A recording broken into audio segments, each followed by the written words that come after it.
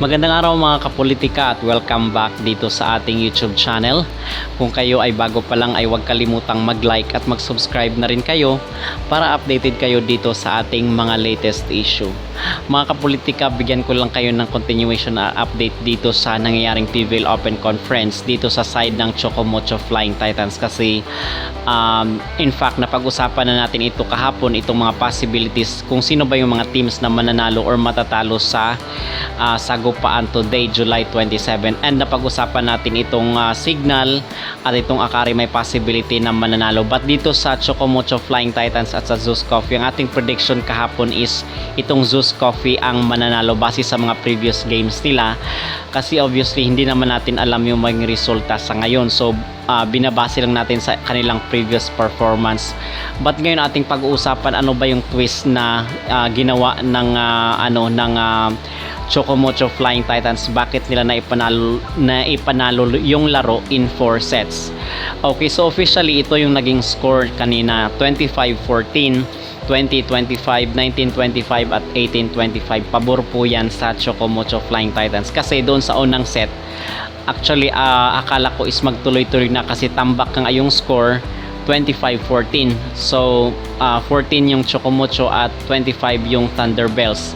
So mga kapolitika, andun kasi yung siguro nagbabasa-basa rin ng mga comments itong mga assistant coach ng Chocomocho Flying Titans. At the same time nakikita ni Dante Alinson rin yung nagiging laro ng kailang import kasi ito nga yung laging pinapasahan ng Bulacan kasi more than 50% yan doon yan binibigay sa import kasi parang doon nagdedepende yung team.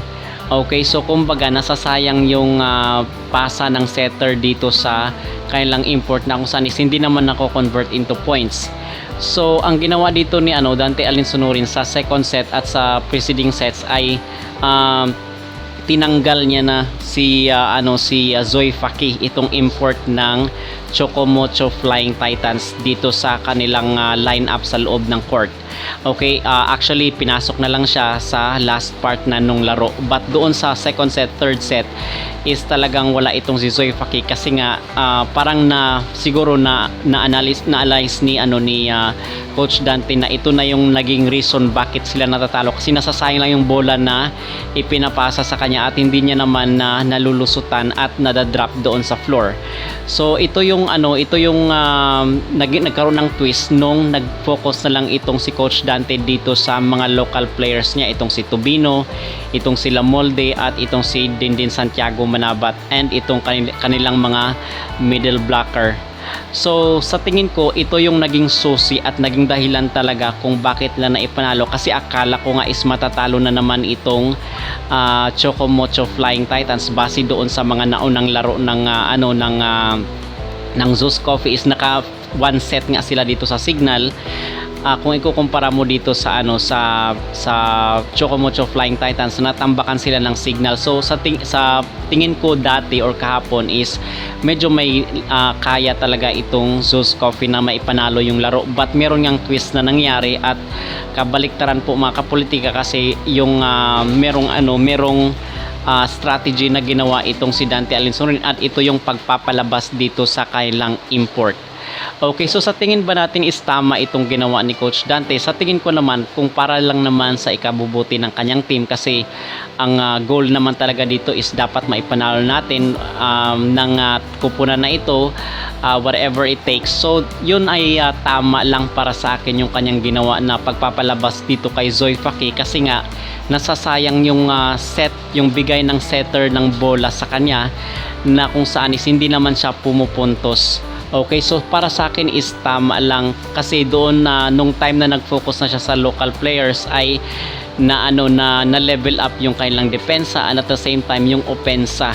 Okay, kung saan is na-confuse nga itong Zeus Coffee Thunderbells kasi confident nga ako kahapon na mananalo itong Zeus Coffee, but turn of events nga is naipanalo naman ng Chocomocho Flying Titans at ngayon is maraming ang natutuwa dahil dito sa nangyayari mga kapolitika. So siguro sa ang dapat gawin na lang ngayon ng Chocomocho is mag-focus dito sa kanilang mga local players, palakasin yung opensa at depensa kasi andyan naman yung mga magagaling nila na libero at the same time yung mga magagaling nila na spiker at nami-minimize naman nila yung error. So okay na din itong naging takbo ngayon ng Chocomocho Flying Titan. Siguro maiintindihan naman din ni Zoe Faki kung bakit ganito yung nangyayari kasi nga mas importante pa rin kasi dito sa koponan na maipanalo yung laro. Okay? So yun po ang punto dito mga kapolitika. So far yun lang naman ang ating personal na observation dito kasi doon sa previous na mga laro is talagang grabe yung panawagan na sana ipababalikin na itong si Rondina dito sa Chocomocho Flying Titans. But actually mga kapolitika, pwede pang humabol naman itong si Rondina after August 11 after matapos yung kanyang commitment dito sa Team Alas. So meron pa ring possibility rin talaga kasi nasabi ng mga tao at atin rin nakikita na talagang literal na bilog yung bola dito sa side ng Chocomocho Flying Titans na kung saan is bumaliktad mga kapolitika yung kapalaran dito sa side ng Chocomocho. Okay, so far yun ang ating personal observation, ating personal view dito sa nangyayaring sagupaan ng Chocomocho Flying Titans versus Zeus Coffee. Kayo mga kapolitika, ano ang inyong masasabi dito sa naging performance ng Chocomocho Flying Titans at okay lang ba sa inyo na ibinangko itong si Zoe Faki or itong import ng Titans? Mag-comment down below at huwag kalimutang mag-like at mag-subscribe muna kayo para updated kayo dito sa ating mga latest issue.